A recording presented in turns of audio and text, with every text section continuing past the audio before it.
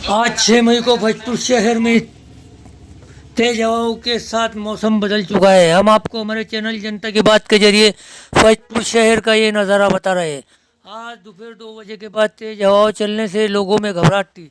कई फुटपाथ पर रास्ते पर लोगों ने दुकानें लगाई, इनके तंबू उड़ चुके हैं, लेकिन कोई बड़ा नुकसान नहीं हुआ।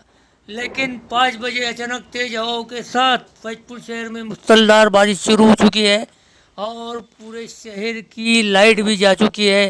भोजपुर शहर अंधेरे में है।